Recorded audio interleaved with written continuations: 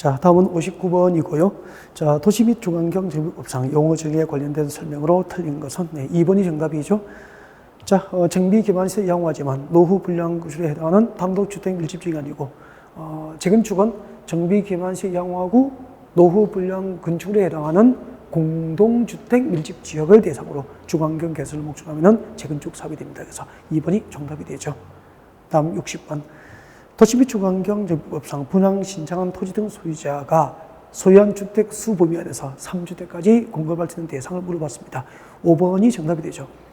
그 과밀 억제권역에 위치한 재건축 사업의 토지 등 소유자는 투기관리지구나 조정 대상 지구로 지정되어서 최초로 사업 시행 계획 인가 신청을 한 경우에 해당하지 않는다면 그 토지 등 소유자가 소유한 주택 수 범위 안에서 최대 3주택까지 공급이 가능합니다. 5번이 정답이고요. 나머지 1번부터 4번은 낯설지 않죠? 토지 등 소유자가 소유한 주택 수, 토지 등 소유자가 소유한 소유주택 수만큼, 소유주택 수만큼 공급할 수 있는 경우입니다. 그래서 1번부터 4번은 토지 등 소유자가 소유한 주택 수만큼 공급, 5번은 토지 등 소유자가 소유한 주택 수 범위에서 최대 3주택까지 공급할 수 있는 대상이죠. 5번 꼭 기억했으면 좋겠습니다. 61번. 도시 및 주관경 정비법상 주관경 개선 사업에 관한 설명으로 틀린 것은 1번 단독주택, 다세주택이 밀집한 지역에서 정비 기반시설과 공동이용시설의 확충을 통하여 주관경을 보전, 정비, 개량하기 위한 사업은 주관경 개선 사업이죠. 2번 인가받은 관리 청구에 따라서 주택, 부대, 복리시설 건설 공헌을 방법으로 할 수도 있죠. 그 다음에 5번 토지 등 소유자가 스스로 동그라미 스스로 주택을 보전, 정비, 개량하는 방법으로 시행하는 주관경 개선 사업은 누가 하죠? 그렇죠. 공공개발 방법을 하기 때문에 시장 구수등이 직접 하거나 아니면은 토지주택공사 등을 사업 시행로 지정할 수 있는데 그때 주관경 개선 사업의 사업 시행 방법이 4가지잖아요. 스스로, 환, 수관. 토지 등 소유자가 스스로 주택을 보전, 정비, 개량하게 하거나 환지 방식으로 할 수도 있고 수용 방식으로 할 수도 있고 관리 청객 방식으로 할 수도 있죠. 이때 이 시행 방법에 따라서 시장 구수 등이 직접 하거나 주공 등을 지정할 때 동의 요건이 달라지잖아요. 이 첫 번째 방법, 토지 등 소유자가 스스로 주택을 보전, 정비, 개량하는 방법으로 할 때 시장 구수가 직접 하거나 주공 등을 사업 시행로 지정할 때는 토지 등 소유자 과반수 동의를 드려야 돼요. 그리고 뒤에 환지 방식, 수용 방식, 관리 처분 교육 방식으로 주관경 개선 사업을 할 때 시장 구수가 직접 하거나 주공 등을 사업 시행로 지정할 때는 정비구역의 토지 소유자, 건축 소유자, 지상권자, 즉 토지 등 소유자 3분의 2 이상의 동의와 세입자 시대수 과반수 동의를 얻어야 되죠. 이렇게 그 주관경 개선 사업의 사업 시행 방법에 따라서 시장 구수 등이 주공 등을 사업 시행로 지정할 때 동의 요건이 달라지잖아요. 그죠? 꼭 구분하셔야 됩니다. 그래서 토지 등 소유자가 스스로 주택을 보전, 정비, 개량하는 방법으로 시행하는 주관경 개선 사업은 시장 구수 등이 직접 시행하되 주택공사 등을 사업 시행로 지정할 때는 토지 등 소유자 과반수 동의를 받아야 되죠. 4번 주관경 개선 사업에 따라서 건축을 받고 부동산 등기를 할 때는 주택법상 국민주택채권 매입 규정을 적용하지 않습니다. 5번 사업 시행자는 주관경 개선 사업 시행으로 철거된 주택 소유자 또는 세입자에게 해당 정비구역 안팎에 위치한 임대주택 등 시세에 임시거주하거나 주택장의 용자성 등 임시구조에 상하는 조치를 의무적으로 해야 됩니다. 62번 볼까요? 관리청계 인가 고시에 관련된 설명으로 틀린 것은 5번입니다. 자, 관리청계 인가를 받은 후에 기존 건축을 철거해야 한다. 이게 원칙이죠. 관리청계 인가 고시 후 정비구역 안에 종전 토지나 건물에 대한 사용 수익이 정지되잖아요. 사용 수익할 수 없게 된 종전 토지나 건축으로 설정된 지상권, 전세권 등 계약은 해지할 수 있죠. 그리고 이제 임차권, 전세 보증금이나 임차 보증금 지급받고 이주하죠. 그 다음에 이제 이렇게 관리청계 인가 고시 후에 기존 건축을 철거함이 원칙인데, 자, 건축물의 붕괴 등 안전사고 우리가 있을 경우에는 기존 건축물 소유자의 동의를 얻고 지장수동으로부터 철거 허가를 받고 관리청계 인가 전 해당 건축을 미리 철거할 수도 있게 됩니다. 그래서 관리청계 인가 전 기존 건축물의 붕괴 등 사유로 미리 철거할 때는 건축물 소유자의 동의와 지장구수 등의 허가를 받아야 됩니다. 그래서 5번이 정답이에요. 63번. 정비사업 전문관리업자에 관련된 설명으로 틀린 것은 1번. 네, 정비사업 전문관리업자 선정 변경은 조합 설립 추진위원회 업무에 해당합니다. 여러분, 조합 설립 추진위원회 업무 암기하고 있죠? 네, 어떻게 외웠죠? 전설 개조입니다. 조합 설립 추진위원회 업무 전설 개조 그렇게 웃었죠. 조합 설립 추진위원회는 전설을 개조한다 그리고 웃습니다. 정비사업 전문관리업자, 정비사업 전문관리업자, 정비사업 전문관리업자를 선정하고 변경할 수 있죠. 선정 변경할 수 있죠. 그 다음에 정비사업 설계자를 선정 변경할 수 있죠. 그리고 계략적인 사업 시행계획을 작성합니다. 계략적인 정비사업 시행계획, 계략적인 사업 시행계획을 작성합니다. 그 조합이 정비사업 시행계획을 작성할 수 있도록 계략적인 사업 시행계획의 작성, 그 다음에 조합 설립 인가를 받기 위한 준비 업무죠. 조합 설립 인가를 받기 위한 준비 업무 등이 설립 추진위의 주요 업무가 됩니다. 그래서 63번의 1번 정비사업 전문관리업자의 선정 변경은 조합 설립 추진위의 업무 맞습니다. 2번 정비사업 전문관리업자는 동일한 정비사업에 대해서 건축물의 철거 동그라미, 그리고 정비사업 설계 동그라미, 정비사업 시공 동그라미, 정비사업의 회계감사 동그라미에서 동일한 정비사업에 대해서 전문관리업자는 철거, 설계, 시공, 감사에 관한 업무를 병행하여 수행할 수 있다, 없다? 없다. 우리 문제집에 있던 내용이죠. 암기 꼭 하셔야 됩니다. 그 다음에 정비사업 전문관리업자의 업무를 위탁하거나 자문을 요청한 자와 정비사업 전문관리업자의 관계에 관하여는 정비법상 규정을 제외하거나 민법 중 위임에 관한 규정을 준용합니다. 밑줄 그리는 게 좋죠. 정비사업 전문관리업자에 준용되는 법은 민법상 위임에 관한 규정을 준용합니다. 그리고 정비사업 전문관리업을 하려는 자는 대통령령이 정하는 요건을 갖춰서 누구에게 등록하죠? 정비사업 전문관리업 등록은 시도지사에게 등록 또는 변경 등록을 해야 됩니다. 4번이 정답이 됩니다. 64번 도시 및 주거환경 정비법상 공사 완료에 따른 조치 등에 관련된 설명으로 틀린 것은 64번의 4번이 정답이죠. 여러분, 그 공사 완료, 정비사업 공사 완료로 인한 정비구역 해제는 조합의 존속에 영향을 미치지 않게 됩니다. 그래서 4번 정비구역 해제는 그 다음 날부터 조합이 해산된 것으로 본다. 틀렸죠?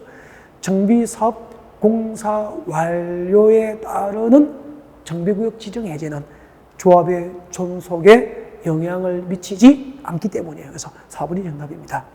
65번 건축법상 대지에 관련된 설명으로 틀린 것은 5번이 정답입니다. 여러분, 그 녹지 지역에 건축물이 있는 대지는 150제곱미터에 미달되는 대지 분할이 제한된다. 틀렸죠? 우리 그 건축법상 건축물이 있는 대지, 건축법상 건축물이 있는 대지는 용도지역별로 일정한 면적에 미달되는 대지 분할이 제한되고 있죠. 주거지역은 60, 상업지역, 공업지역은 150, 녹지지역은 200제곱미터에 미달되는 대지 분할이 제한됩니다. 그래서 5번은 200제곱미터죠. 녹지지역에 건축물이 있는 대지는 200제곱미터에 미달되는 분할이 제한된다. 그렇게 해야 되죠. 주거지역은 60, 상업지역, 공업지역은 150, 녹지지역은 200제곱미터에 미달되는 대지 분할이 허용되지 않죠. 66번 건축법상 가로에 들어갈 내용을 알맞게 짝지은 것은 그렇게 됐습니다. 여러분, 건축물의 주요 구조를 해체하지 않고 이 건축물의 주요 구조물을 해체하지 않고 같은 대지 안에 다른 위치로 옮기면 뭐죠? 이것은 이전이죠. 이전. 같은 대지 안에 다른 위치로 옮기면 이전이에요. 근데 이 건축물의 주요 구조를 해체하지 않고 건축물이 없는 대지, 건축물이 없는 다른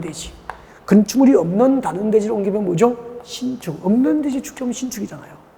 근데 이 건축물의 주요 구조를 해체하지 않고 기존 건축물이 있는 다른 대지로 이것을 이렇게 이전하면 뭐죠?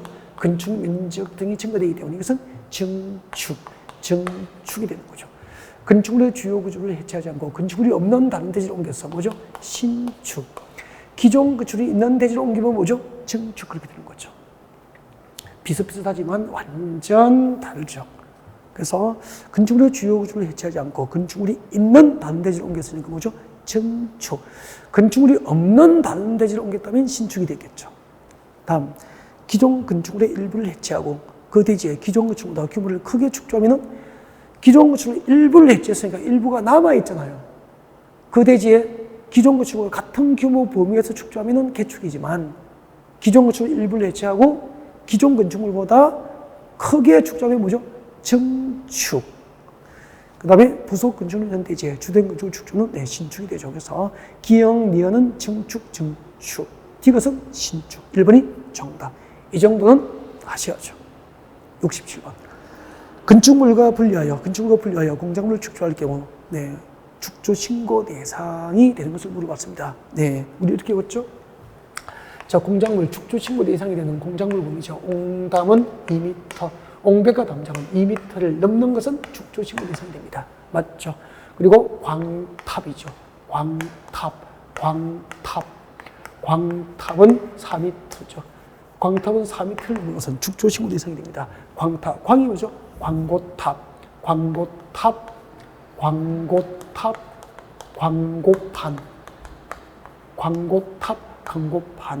탑은 뭐죠? 탑은 기념탑,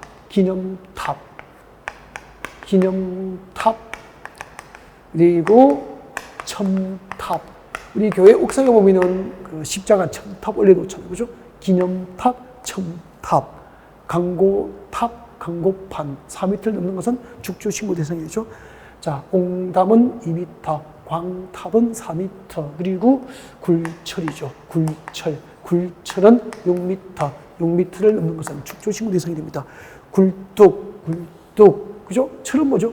골프 연습장 등 운동 시설을 위한 철탑, 주거지역 상업지역에 있는 통신용 철탑. 굴뚝, 철탑은 6m를 넘는 것은 축소 신고 대상이 되죠. 옹담은 2m, 광탑은 4m, 굴철은 6m, 고가수조 8m. 기억납니까? 이렇게 쭉 나가시면 되죠. 자, 그래서 축소 신고 대상은 4번이 정답입니다. 1번에 굴뚝은 6m를 넘어야 축소 신고 대상이 되죠. 그 다음에 2번에 기념탑, 첨탑, 광고탑, 광고판은 4m를 넘어야 축소 신고 대상이 됩니다. 고가수조는 8m 넘어야 축소 신고 대상이 되죠. 그 다음에 태양에너지 이용 발전 설비는 5m를 넘으면 축소 신고 대상이니까 6m인 태양에너지 발전 설비는 축소 신고 대상이 됩니다. 4번이 정답이죠. 철탑은 5번 6m를 넘어야 축소 신고 대상이 됩니다. 68번. 건축상 도로에 관한 설명으로 틀린 것은 2번이죠. 보행과 자동차 통행이 모두 가능한 소유너비 4m 이상인 도로는 이 법상 도로가 될 수 있지만 그 예정도로도 이 법상 도로에 포함이 됩니다. 건축상 도로에는 예정도로도 포함되죠. 그래서 2번이 정답이에요.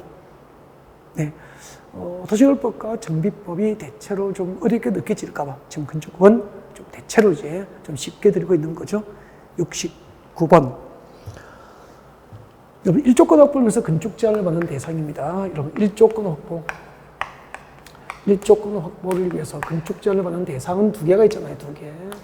일단 여러분의 고객이 건축물을 건축하는 용도 지역이 전용 주거지역과 일반 주거지역입니다. 전용 주거지역과 일반 주거지역에서는 건축이 허용된 모든 건축물이 일조권 확보를 위해서 건축 제한을 받게 됩니다. 이게 원칙이죠. 건축물을 건축할 수 있는 용도지역이 전용 주거지역과 일반 주거지역에 해당하면 모든 건축물이 일조권 확보를 위한 건축 제한 대상이 됩니다. 두 번째는 건축물의 용도가 공동주택이면 즉 우리 건축법상 공동주택은 아파트, 연립, 다세대, 기숙사는 일조권 확보를 위해서 건축 제한을 받게 됩니다. 단 공동주택이지만 중심상업지역과 일반 상업지역에 건축하는 공동주택은 일조권 확보 대상에서 제외됩니다. 그래서 중심상업지역과 일반 상업지역을 제외한 나머지 19개의 모든 용도지역에 건축 허용된 공동주택은 일조권 확보를 위해서 건축 제한을 받게 되는 거죠. 그래서 둘 중 하나예요. 건축물을 건축하는 용도지역이 전용 주거지역과 일반 주거지역이거나 아니면은 중심상업지역과 일반 상업지역을 제외한 나머지 용도지역에 건축하는 공동주택은 전용 주거지역과 일반 주거지역이거나 건축하는 건축의 용도가 공동주택이면 둘 중 하나에 걸리면은 건축법상 일조권 확보를 위한 건축 제한 대상이 되는 거예요. 이렇게 목차를 보고 있어야 되죠. 가장 기본이죠. 그래서 69의 1번. 전용주거지역은 무조건 모든 건축물이 일조권 확보를 위한 건축제한을 받게 되잖아요. 준주거지역은 일조권 확보 대상 지역은 아니지만 뒤에 연립주택이 공동주택이니까 일조권 확보를 위한 건축제한을 받게 되는 거죠. 3종 일반 주거지역은 일조권 확보 대상 용도지역이잖아요. 그 다음에 4번에 아파트는 일조권 확보를 위한 건축제한 대상이지만 일반 상업지역 건축은 일조권 확보 대상에 제외되니까 정답은 4번이 된 거잖아요. 이해가 되죠? 70번. 직통계단 설치 기준입니다. 직통계단은 거실 각 부분부터 포행거리 몇 미터? 30m 이하가 되는 위치에 직통계단을 설치하는 게 원칙이죠. 네. 그 다음에 제40조 옥상광장입니다. 옥상광장이나 2층 이상의 층에 있는 노대나 그 밖에 이와 비슷한 것은 주위에 높이 1.2m, 1.2m 이상의 난간을 설치합니다. 옥상광장의 난간은 높이 1.2m 이상 난간을 설치합니다. 그 다음에 건축의 주요 구조부가 내화 구조 또는 불륜대로 된 건축물로서 연면적이 1,000제곱미터를 넘는 것은 방화 구획을 해야 됩니다. 그래서 건축법상 방화 구획 대상은 연면적 1,000제곱미터를 넘는 건축물이 됩니다. 그래서 정답은 2번이 되는 거죠. 71번. 건축법상 다음 중 그 건축물의 설계자는 해당 건축물의 구조 안전 확인할 때, 이거 꼭 외우십시오. 구조 안전 확인할 때 전문 건축구조 기술사 협력을 받아야 할 대상 암기하셔야 됩니다. 6층 이상 건축물, 그리고 필로티형 건축물은 3층 이상인 건축물이 되죠. 정답은 3번이고요. 특수구조, 준다중, 다중용 건축물은 건축구조 기술사 협력 대상이 됩니다. 구조 안전 확인 시 건축구조 기술사 협력 대상, 이거 암기하셔야 돼요. 암기하십시오. 그 다음에 72번. 주택법상 주택에 관련된 설명으로 틀린 것은 2번이죠. 자, 단독주택, 다중주택, 다가구주택, 공간은 주택법상 단독주택이다. 공간은 틀렸죠. 주택법상 단독주택은 단독, 다중, 다가구주택 이렇게 해서 끝나고요. 공간은 건축법상 공동 단독주택의 용도가 부여되죠. 그죠? 건축법상 단독주택의 용도 부여되지만 주택법상 주택에 해당하지 않는다. 공간. 예를 들면은 서울에 있는 각국 대사관, 영사관을 말하게 되고요. 대사관, 영사관은 건축법상 단독주택으로 분류되지만 주택법상 주택에는 해당하지 않게 되죠. 그래서 정답이 2번이에요. 73번. 주택법상 등록사업자에 관한 설명으로 틀린 것은 등록사업자는 개인간 민간법인이죠. 민간법인, 건설회사잖아요. 대한민국에서 개인과 민간법인이 연간 단독주택, 연간 기준이죠. 연간 꼭 넣어야 되죠. 연간 단독주택 20호, 공동주택 20세대 이상 주택 건설을 목적으로 하면은 주택건설사업자로 국토부라는 게 등록해야 되죠. 그 다음에 연간 기준으로 1만 제곱미터 이상의 대지 조성 사업을 목적으로 하는 개인과 민간법인은 국토교통장관에게 대지 조성 사업자로 등록해야 되죠. 이렇게 주택건설 사업자나 대지 조성 사업자로 국토교통부 장관에게 등록한 개인과 민간법인을 무엇이라고 하죠? 등록 사업자라고 하고, 이 등록 사업자로 등록하면은 주택법에 따라서 단독으로 주택건설 사업자나 대지 조성 사업자가 될 수 있다. 그렇게 되는 거죠. 자, 등록 사업자에 관한 설명을 틀린 것은 3번입니다. 자, 등록 사업자로 등록한 자가 등록증 대여를 하면은 그 등록을 말소할 수 있단 말이에요. 말소하여야 한다. 등록 사업자의 등록을 말소하여야 할 사유, 절대 말소죠. 절대 말소 사유는 두 가지죠. 등록증 대여, 그리고 거짓. 그 밖의 부정한 방법으로 등록한 자는, 거짓, 그 밖의 부정한 방법으로 등록한 자는 등록증을 대여하거나 거짓, 그 밖의 부정한 방법으로 등록한 자는 그 등록을 말소하여야 한다. 절대 말소 사유가 되죠. 3번이 정답입니다. 74번. 주택조합 가입 처리와 가입비 반환 등에 관한 규정은 2020년에 법안이 국회를 통과했고요. 2021년도 금년부터 본격적으로 시행에 들어간 법이죠. 그래서 올해 출제 가능성이 매우 높아요. 네. 그 모집 주체는 주택조합 가입을 신청할 때 납부해야 될 가입비 등을 예치기간에 의무적으로 예치를 해야 되고요. 그 다음에 가입비를 예치한 날로부터 30일 내에 가입에 관한 청약은 제도적으로 처리가 가능해졌죠. 그리고 청약 철회를 서면으로 할 경우는 그 청약 철회 의사를 표시한 서면이 모집 주체에게 도달한 날이 아니고 청약 철회 의사를 표시한 서면을 발송한 날에 서면을 발송한 날, 네, 그 청약 철회의 효력이 발생합니다. 참 중요합니다. 네. 74번. 그 지문 5개 모두를 익숙하게 최소한 10번 정도 읽어야 될 것 같아요. 네. 자, 다음은 75번입니다. 네, 주택법상 간선시설 설치 등에 관한 설명으로 틀린 것은 그렇게 되어 있습니다. 4번이 정답이죠. 그리고 그 간선시설은 종류에 따라서 설치 의무가 다르잖아요. 도로하고 상하수도 시설은 설치 의무가 농경에 있죠. 도로하고 상하수도 시설은 네, 지방자치단체 해당 지자체 법상 설치 의무가 있어요. 그리고 간선시설 중에서 전기시설, 통신시설, 가스, 그리고 지역 난방시설은 설치 의무가 해당 지역에서 전기, 통신, 가스, 난방을 공급하는 해당 지역 공급자에게 설치 의무가 있어요. 그 다음에 간선시설 중에서 우체통 설치 의무는 국가에게 설치 의무가 있고요. 이 설치 의무자에게 해당 간선시설 설치 비용을 부담함이 원칙이에요. 이 간선시설 설치 비용은 설치 의무자가 그 비용을 부담함이 원칙인데 그 중에서 도로 및 상하수 시설의 설치 비용은 네, 설치 비용의 50% 범위에서 국가 보조가 가능하게 돼요. 그래서 75번에 4번 간선시설 설치 비용은 설치 의무자가 부담하여야 하나 우체통은 그 설치 비용 50% 범위에서 국가 보조가 가능하다. 틀렸죠? 설치 비용 50% 범위에서 국가 보조가 가능한 것은 도로 및 상하수도 시설이에요. 그래서 4번이 정답이 된 겁니다. 76번.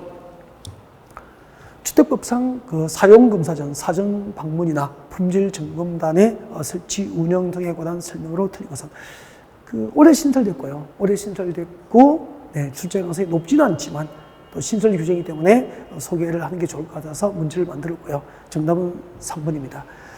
국토교통부 장관은 사전 방문을 실시하고가 아니고요.